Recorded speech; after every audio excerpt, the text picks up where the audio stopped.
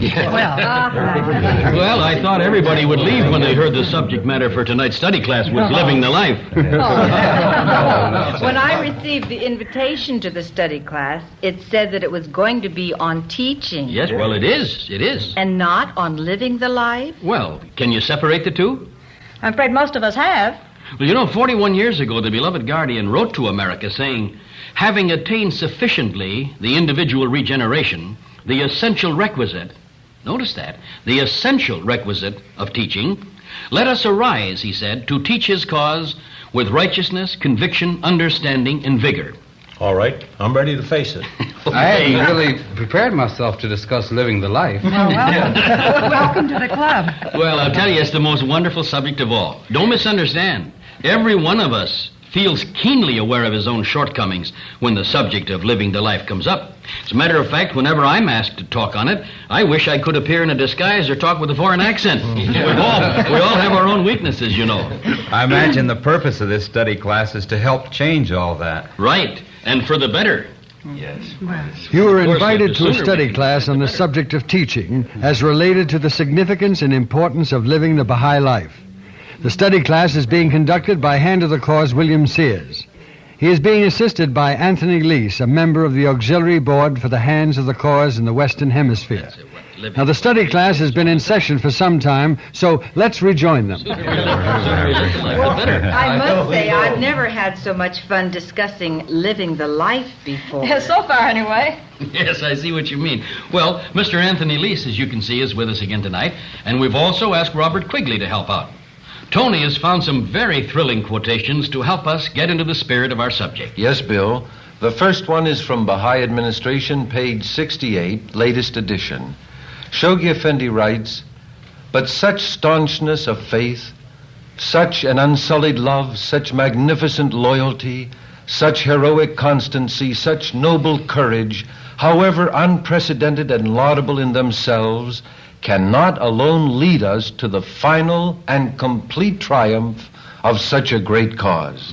Not until the dynamic love we cherish for him is sufficiently reflected in its power and purity in all our dealings with our fellow men can we hope to exalt in the eyes of a self-seeking world the genuineness of the all-conquering love of God." Isn't that splendid?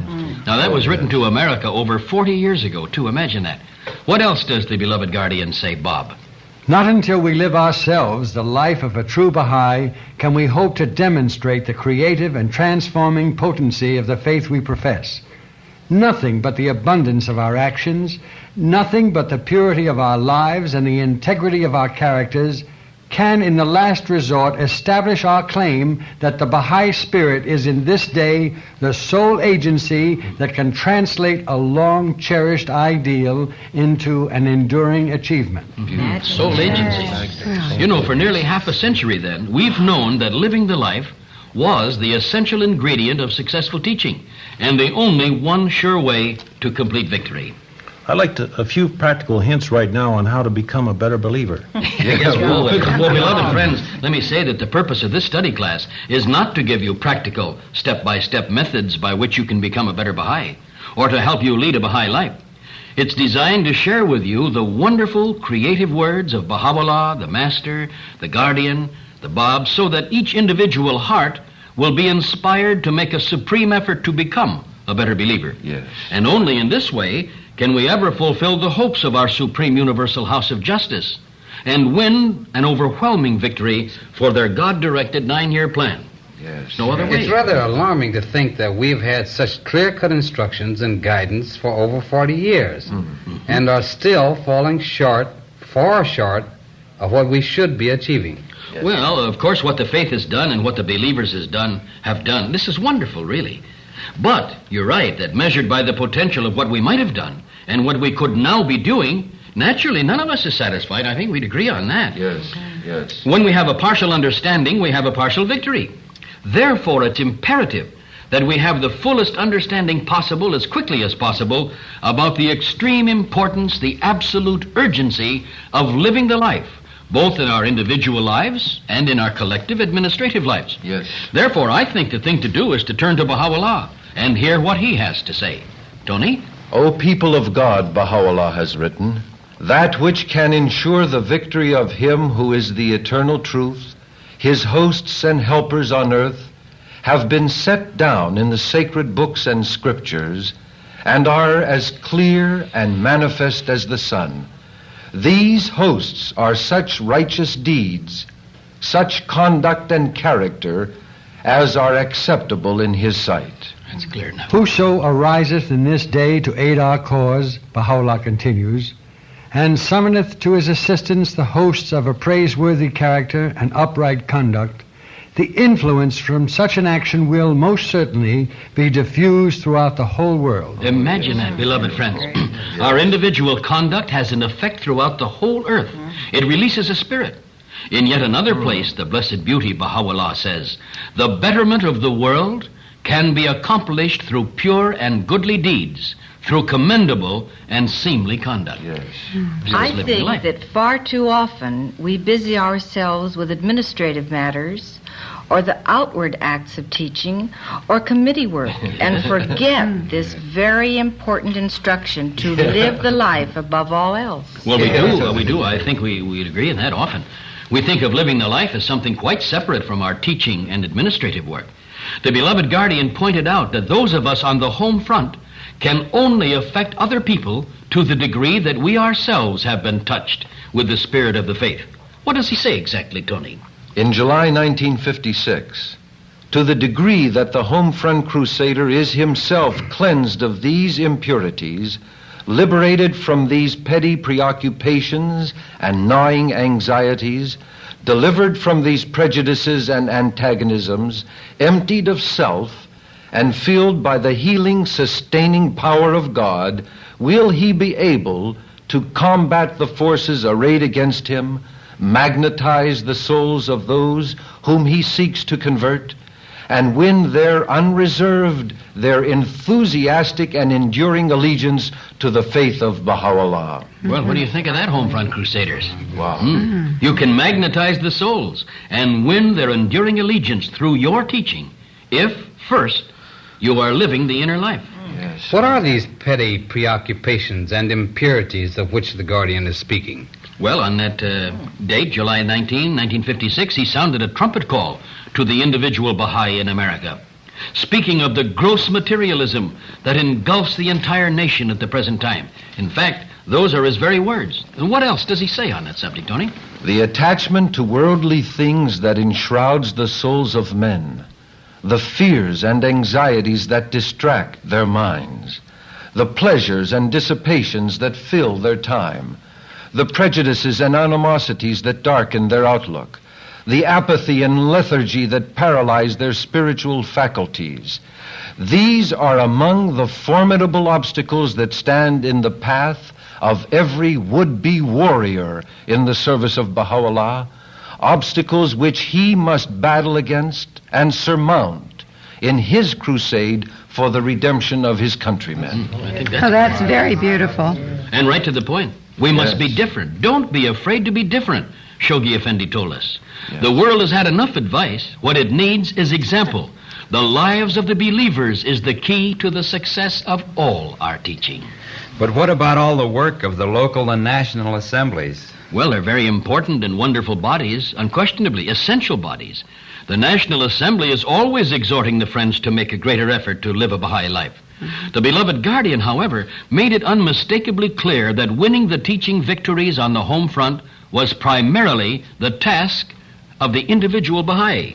Neither the local or national representatives of the community, the guardian writes, no matter how elaborate their plans, or persistent their appeals, or sagacious their counsels, nor even the guardian himself, however much he may yearn for this consummation, can decide where the duty of the individual lies or supplant him in the discharge of that task. Is that clear, you think? Yes. Well, you see, it all rests upon you, the individual Baha'i. And there's an even more powerful statement. The guardian continues in these words: the individual alone must assess its character, consult his conscience, prayerfully consider all its aspects, manfully struggle against the natural inertia that weighs him down. Excuse me, Bob. Beloved friends, isn't that a wonderful way of expressing the day-to-day struggle that we all have?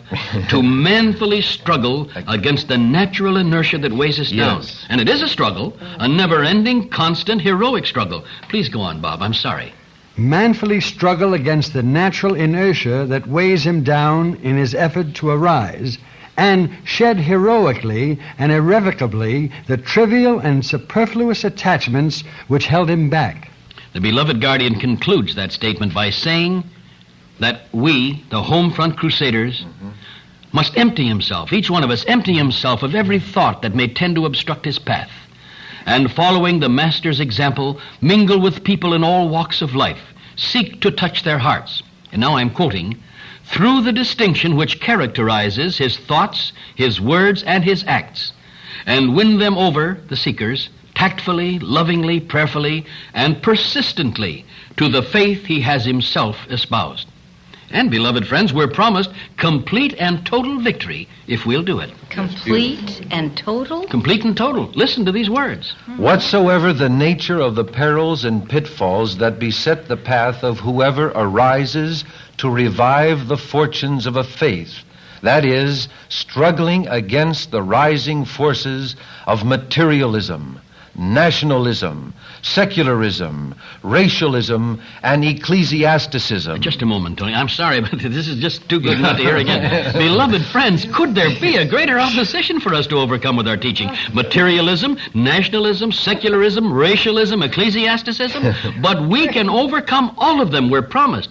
Just hear the promise we're given. The all-conquering potency of the grace of God, vouchsafed through the revelation of Baha'u'llah, will undoubtedly, mysteriously, and surprisingly enable whosoever arises to champion his cause to win complete and total victory. Well, that's complete and total, isn't it? Yes. And that's a promise not for a privileged few, but for every one of us, for every Baha'i.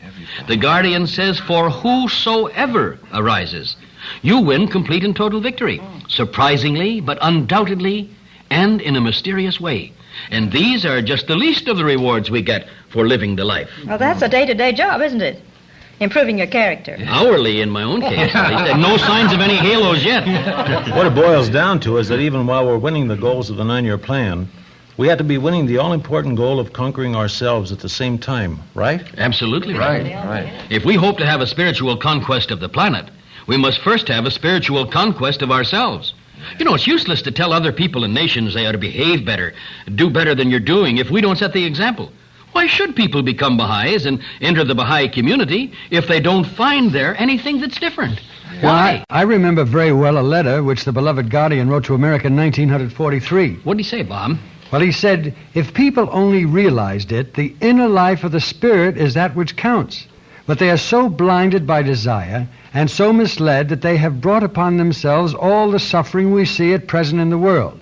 The Baha'is seek to lead them back to the knowledge of their true selves and the purpose for which they were created, and thus to their greatest happiness and highest good. Beautiful. I think most of us really know these things in our hearts.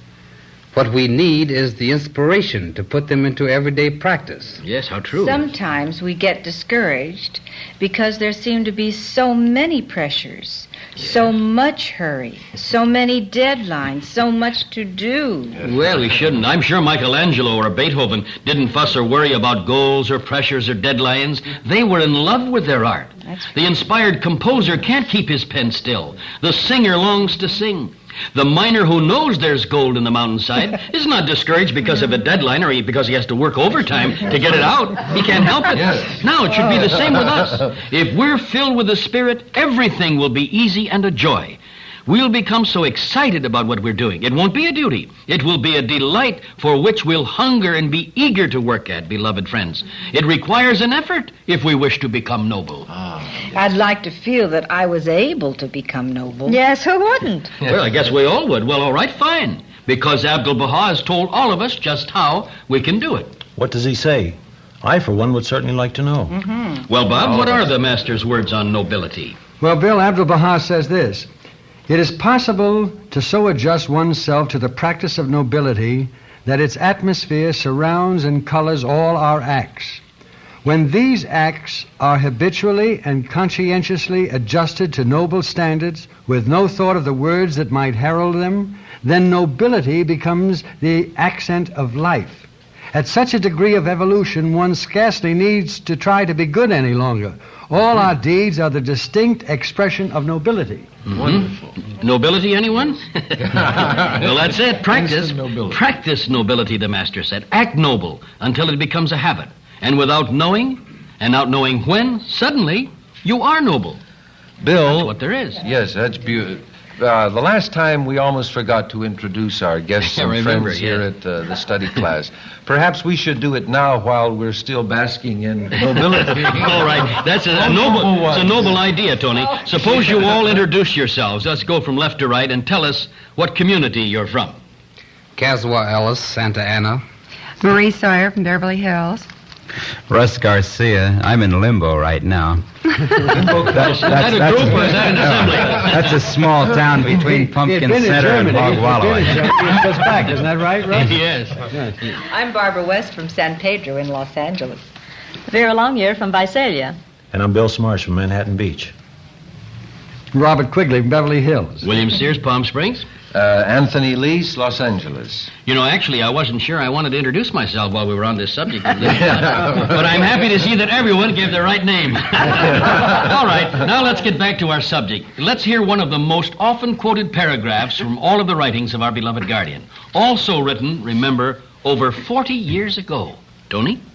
Not by the force of numbers, not by the mere exposition of a set of new and noble principles, not by an organized campaign of teaching, no matter how worldwide and elaborate in its character, not even by the staunchness of our faith or the exaltation of our enthusiasm, can we ultimately hope to vindicate in the eyes of a critical and skeptical age the supreme claim of the Abha revelation.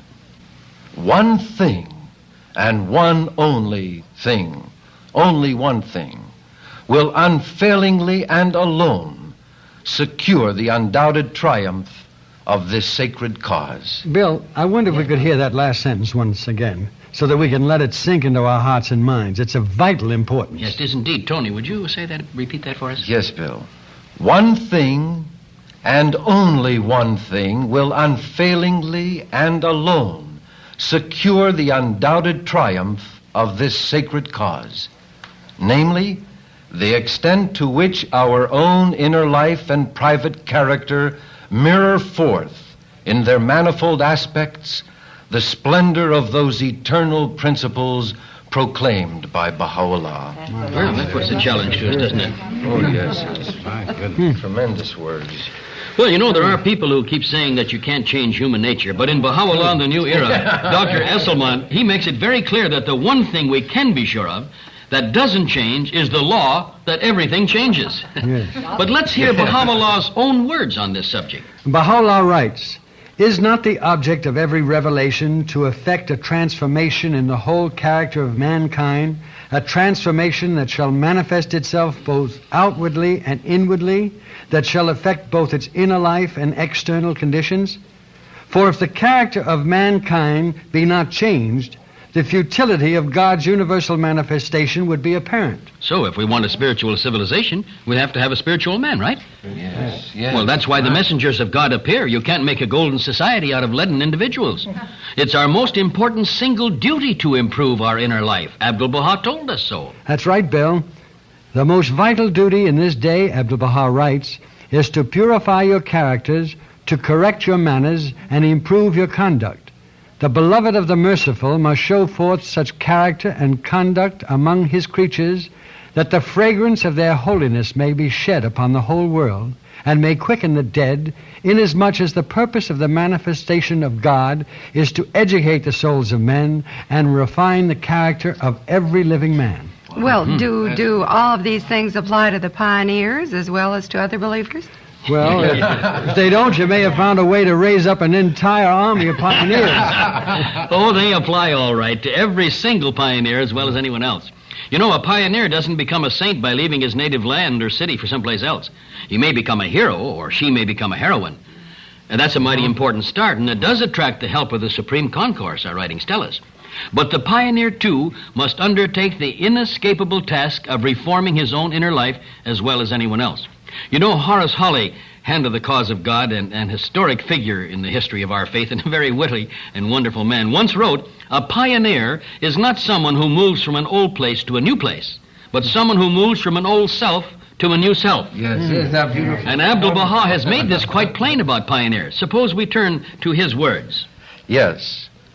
O army of God, Abdu'l-Baha writes, ye must conduct yourselves in such a manner that ye may stand out distinguished and brilliant as the sun among other souls. It was really the next paragraph, Tony, but that was beautiful too, wasn't it? And strictly on the subject, army of God, the Master calls us. How often we're called soldiers, warriors, crusaders, and so on. Yes, the following paragraph says, should any one of you enter a city, he should become the center of attraction by reason of his sincerity, his faithfulness and love, his honesty and fidelity, his truthfulness and loving kindness towards all the peoples of the world, so that the people of that city may cry out and say, this man is unquestionably a Baha'i.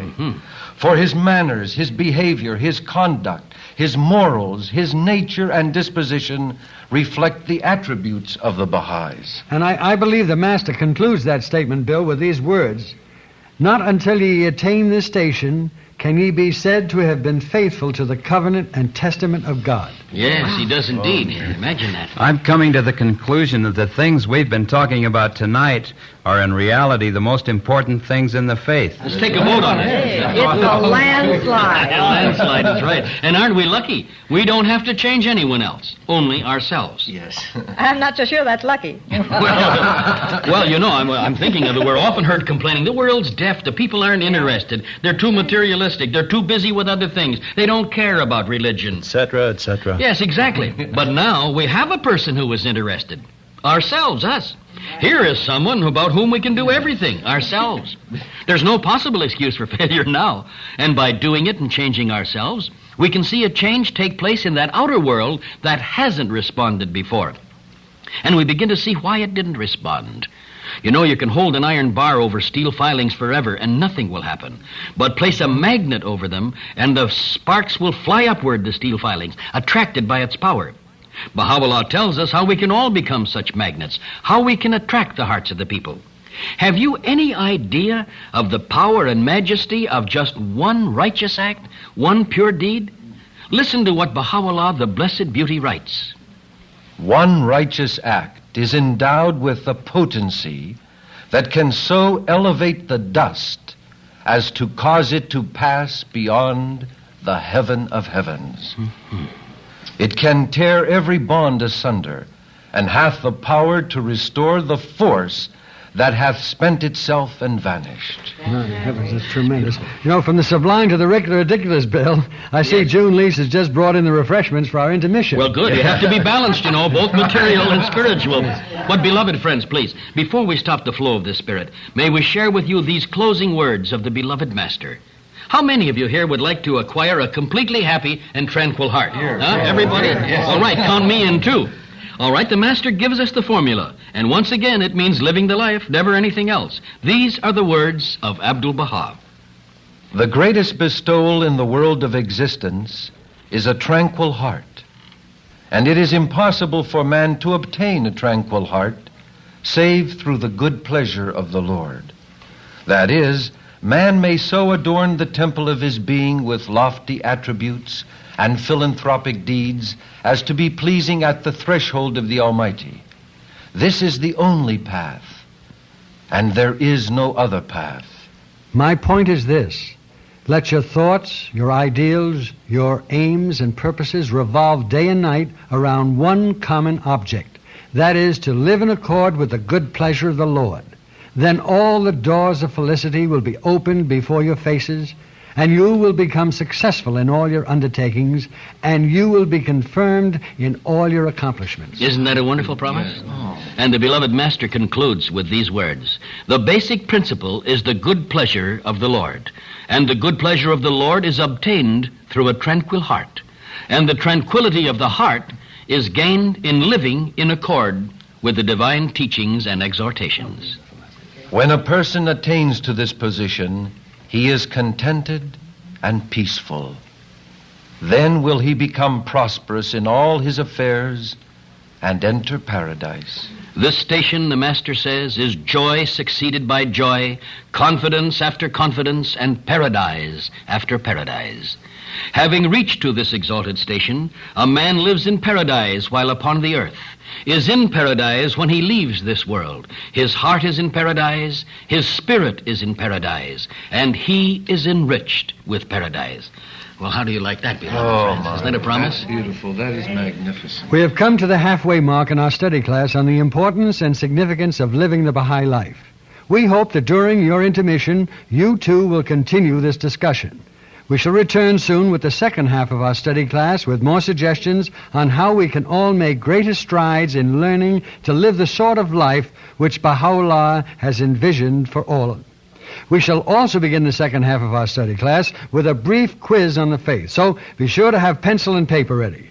As usual, we have saved the very best for the last. I suggest we get back to our subject, teaching and how important living the Baha'i life is in all teaching. Good. All right, fine, but I think the calendar helps us realize how we do have to study. Now, you ready? Would you like to have a few more real rockers on living the life? Yes. Not just now. I'm still studying my Baha'i calendar. I guess. Well, all right, seriously, beloved friends, would you like to know just how vital and important to all of our teaching effort living the Baha'i life can be? I mean, statements from Baha'u'llah and the Master that will be hard for us to comprehend. They're so tremendous, and so great is the teaching force of living the life. You've got me intrigued now. All right, then. Let's take the beloved Master's words first. You know, he was distressed because the Friends were not living the life of true Baha'is in America. They were quarreling and bickering, and so he wrote to one of the assemblies a powerful message way back in 1912 in a tablet to America. Why this lack of harmony, the Master wrote?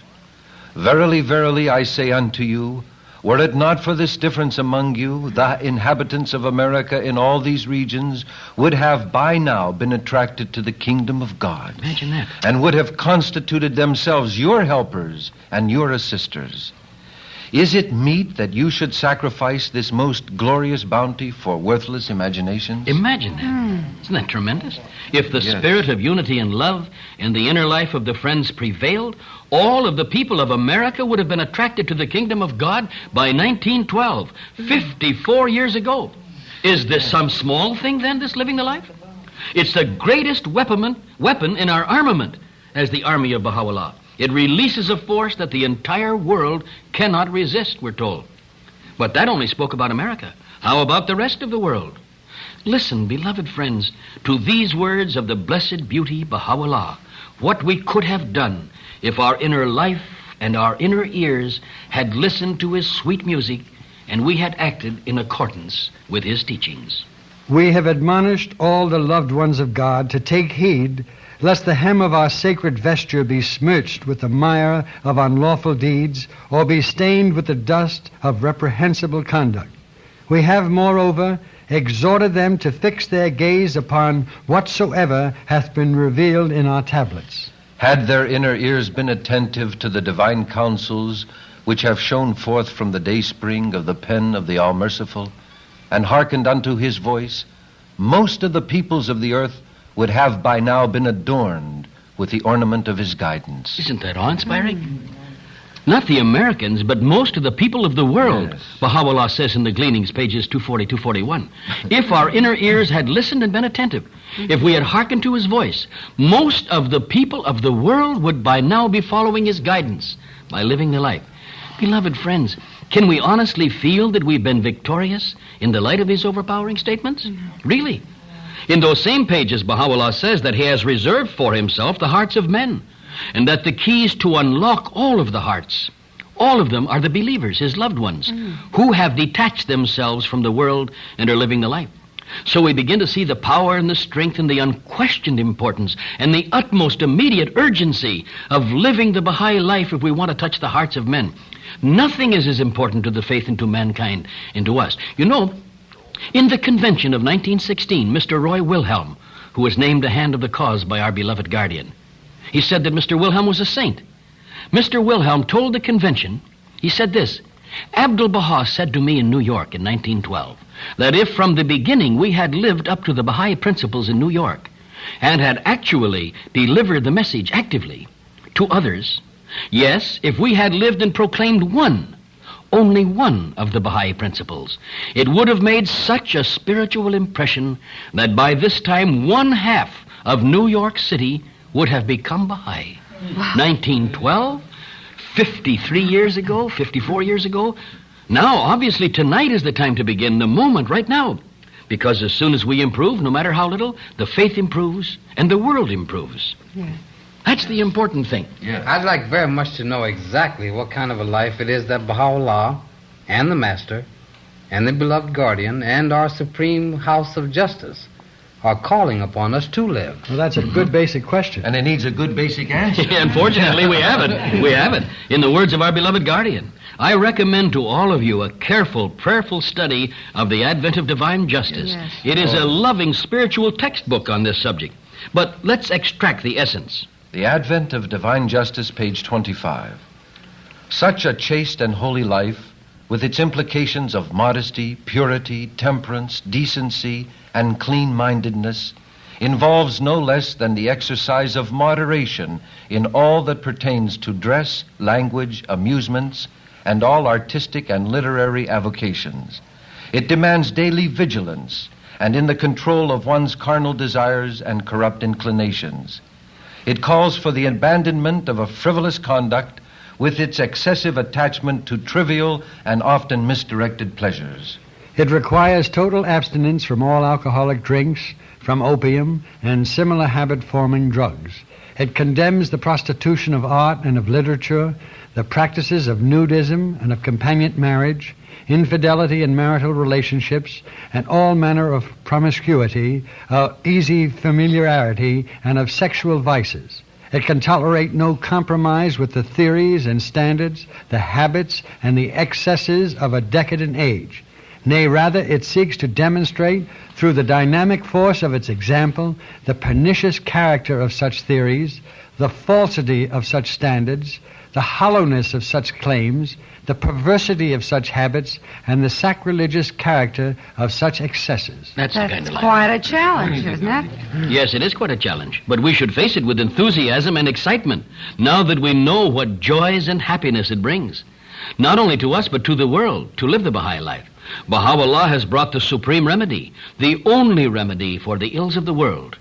If we do not learn to live the Baha'i life, we become part of the old world order around us, decayed, disillusioned, and hovering on the brink of destruction. Look at it. I'd rather not. I don't blame you. In other words, it doesn't matter what people think, but only what Baha'u'llah thinks. Well, I think a glance at the world around us should convince us of that. Mental hospitals filled to overflowing, so many cases they can't be handled. They send the people back untreated. Alcoholism at an unprecedented peak, more tragic in its spread and greater in numbers than even mental illness. Thousands upon thousands of alcoholics roaming the streets, no help, no treatment, no room, no beds. The taking of habit-forming drugs has become almost epidemic in some areas and is on the increase. Juvenile delinquency, adult delinquency, murder, rape, arson, embezzlement, lying, cheating. The graph rises with frightening steepness. Crime is unprecedented, divorce rampant. In some states, nearly half the marriages end in divorce. Marriage ties lightly taken, easily broken. Lack of parental control, not the exception but the rule. Suicide, not a monthly or daily thing, but an hour-by-hour disaster in the world. Honestly, is this the society we should turn to for advice? Is this the civilization to which we should look to tell us whether the standards of Baha'u'llah are right or wrong, or too strict or too lofty? Contrast these depraved, sinking attitudes with the standards and the ethical conduct called for by the Blessed Beauty Baha'u'llah and the Baha'i faith. And, beloved friends, thank God on bended knee that you're a believer in Baha'u'llah, the unifier of men, the organizer of the planet, the divine physician for this sick and dying society about us. It's true that you hear people, both youth and adults, say when they hear the Baha'i standards of personal life that these are too strict a discipline and not suited to the present day. Yeah, well, thank God for that, huh? Yeah, I would say so. Because they're reversing the entire current of the present-day standards. They are eminently suitable, but they are not popular. They don't go along with the crowd. Why? Because the crowd's going over the precipice. Let's let the beloved guardian's own words answer that question. Tony? It must be remembered, however, that the maintenance of such a high standard of moral conduct is not to be associated or confused with any form of asceticism or of excessive and bigoted Puritanism.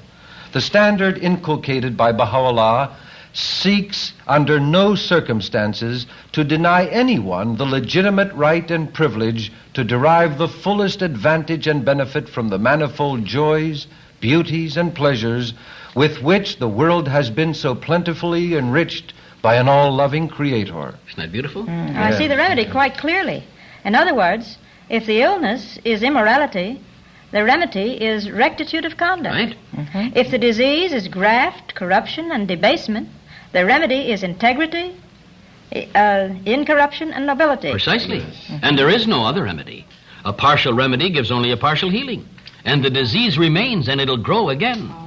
It means that if we want a golden society, we must be a golden people and not of lead. Indeed. And it requires golden conduct inside and not something that is a sham. We must be different. So much so, in fact, our beloved guardian writes, that our rectitude of conduct must be demonstrated even in the impartiality of every defender of the faith against its enemies. Imagine. And in his fair-mindedness in recognizing any merits that enemy may possess. Imagine. As well as in his honesty in discharging any obligation he may have toward that enemy. Imagine that.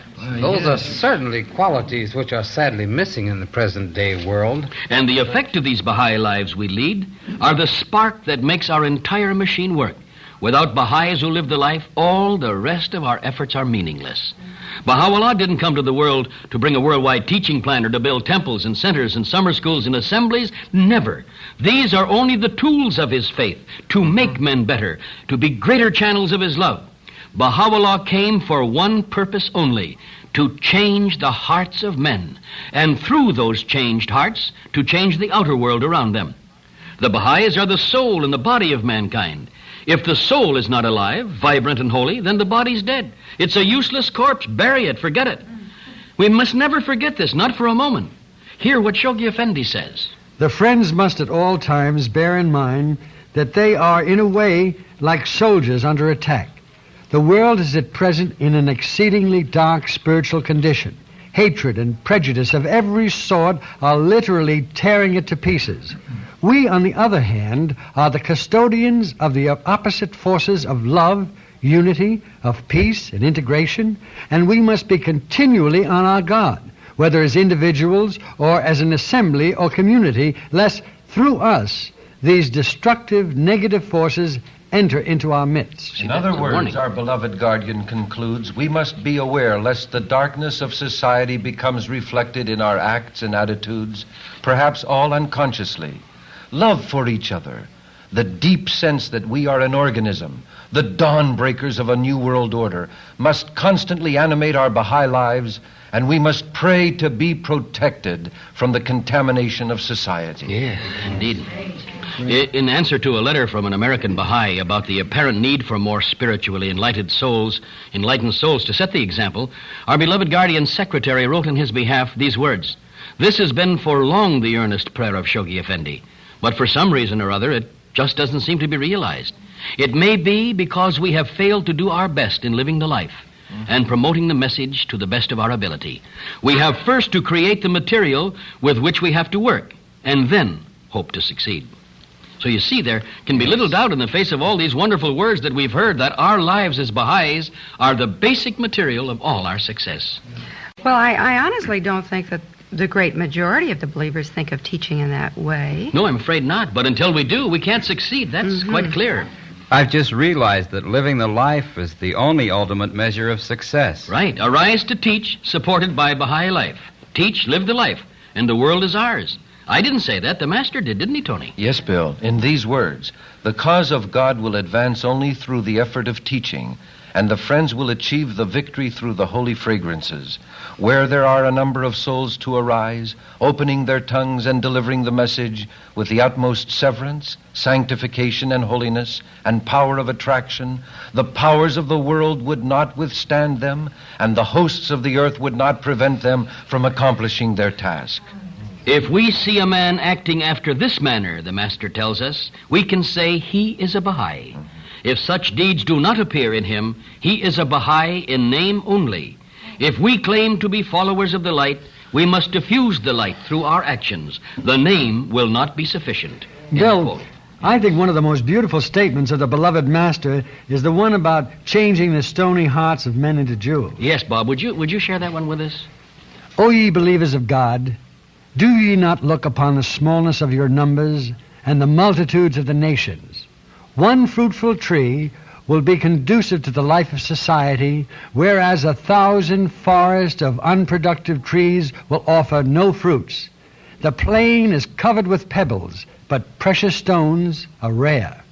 One pearl is better than 1,000 wildernesses of sand, especially this pearl of great price. And our true Baha'i lives are the pearls of great price. I'm sorry, Bob. That's right. This pearl of great price is endowed with divine blessings. Ere long, thousands of other pearls will be born from it. When that pearl associates and becomes the intimate of the pebbles, they also all change into pearls. Oh, that's beautiful. That's very beautiful and It is moving. indeed. And now, just two more brief quotations from Shoghi Effendi on the vital importance of our personal lives in the success of teaching. Then we'll turn to the most moving words of all, those of Baha'u'llah. Our beloved guardian writes, if we relax in our purpose, if we neglect the varied opportunities given us from time to time to live the Baha'i life and demonstrate it, we are not merely failing in what is our most vital and conspicuous obligation, but are thereby insensibly retarding the flow of those quickening energies which can alone ensure the vigorous and speedy development of God's struggling faith. And this final loving guidance from our beloved guardian. As material affairs go from bad to worse in the world, the confidence, optimism, love, and hope of the believers will, by force of contrast, shine out as an ever brighter beacon, leading the people to the path of truth, the way laid down by God, which alone can guide them into the promise of the future. The characteristics of the Baha'is will be that which captures the attention of their citizens. Just one more, Bill? Yes, of course, Bob, with pleasure. For certainly there's no subject spoken of more forcefully or often in all of our writings. And how is it that we haven't seen it clearly before and arisen with courage and conviction to first change ourselves and then with that on-rushing help of God to change all men? What is it that the beloved guardian said you'd like to share with us, Bob? When the Baha'is permit the dark forces of the world to enter into their own relationships within the faith, they gravely jeopardize its progress. Mm-hmm. It is the paramount duty of the believers, the local assemblies, the national assemblies, to foster harmony, understanding, and love amongst the friends. All should be ready and willing to set aside every personal sense of grievance, justified or unjustified, for the good of the cause. Because people will never embrace it.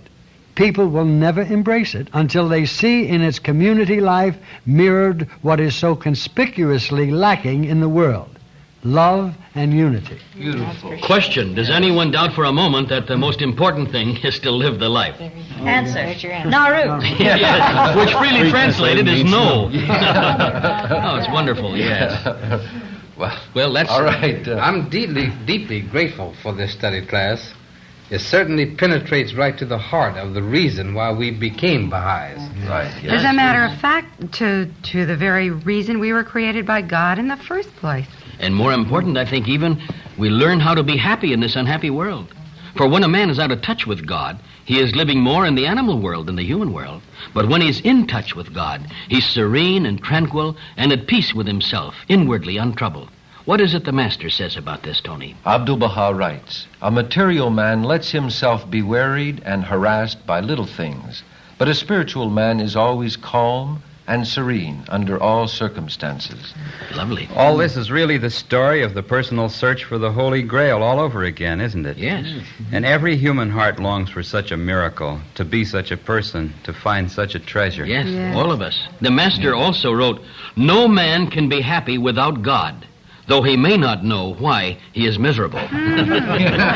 Well, beloved friends, the truth is, man wasn't created by Almighty God and placed on this earth just to let his animal nature dominate him. Man is a noble being, the highest creation of God. We were not destined to be drunkards, dope addicts, criminals, perverts, prejudiced haters of our fellow men, liars, cheats, and tyrants. And yet look at the condition of the world. It's the despair of its leaders, religious and secular alike.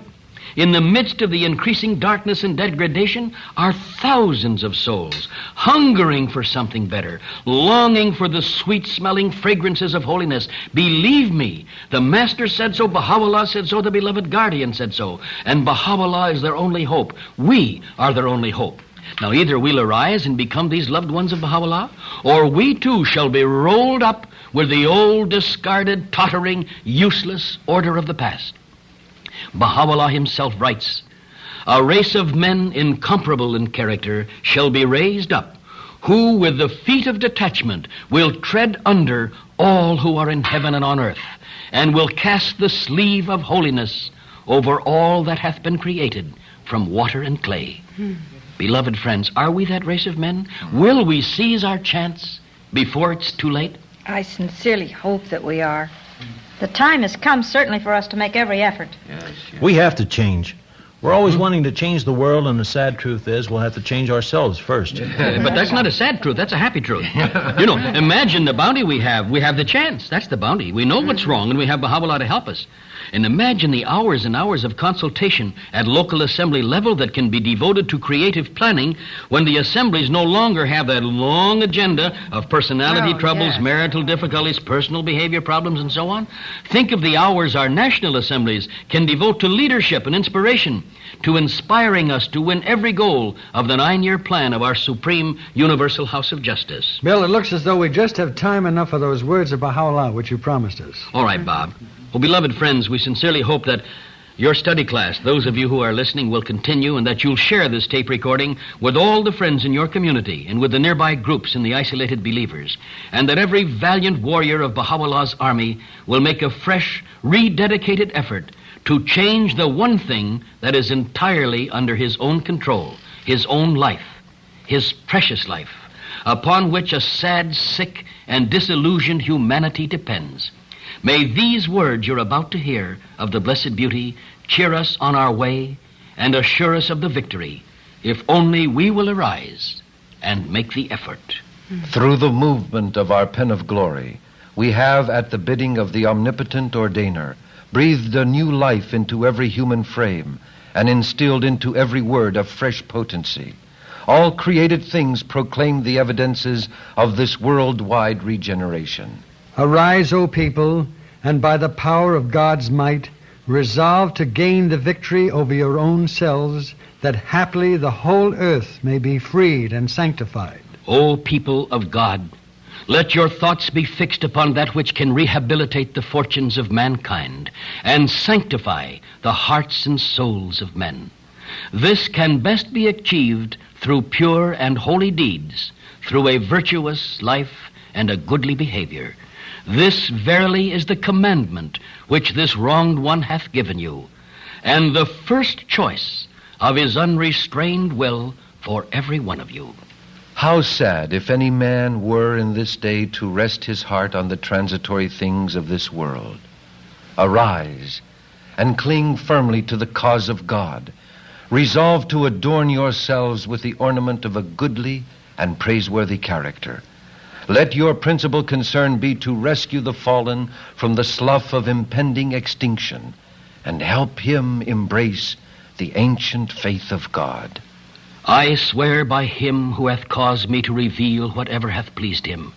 Ye are better known to the inmates of the kingdom on high than ye are to your own selves. Think ye these words are vain and empty? Would that ye had the power to perceive the things your Lord, the All-Merciful, doth see. things that attest the excellence of your rank, that bear witness to the greatness of your worth, that proclaim the sublimity of your station. God grant that your desires and unmortified passions may not hinder you from that which hath been ordained for you. Yes, all that which ye potentially possess can, however, be manifested only as a result of your own volition. There's the secret, isn't it? Only through our own volition. And friends, finally, this quotation from the Hidden Words, the book which was given to us to guide our personal lives toward God. Baha'u'llah says that it contains all of that which hath been sent down by the prophets of the past. We have taken the inner essence thereof, he tells us, and clothed it in the garment of brevity as a token of grace unto the righteous, that they may stand faithful unto the covenant of God, and may fulfill in their lives his trust. So you see, all that we need will be found within its precious covers. Baha'u'llah closes that book, as we close this appeal to you, with these challenging words. I bear witness, O friends, that the favor is complete, the argument fulfilled, the proof manifest, and the evidence is established. Let it now be seen what your endeavors in the path of detachment will reveal. In this wise hath the divine favor been fully vouchsafed unto you. All praise to God, the Lord of all worlds. So it's up to us, isn't it? You have been our guest at a study class on the significance of living the life. It was conducted by Hand of the Cause William Sears, who was assisted by Anthony Lease, a member of the Auxiliary Board. This is Robert Quigley speaking for all our participants and hoping that your discussion will continue and that as a result, wonderful and immediate benefits will come to your Baha'i community as well as to every single individual believer enlisted under the banner of the Radiant Army of Baha'u'llah.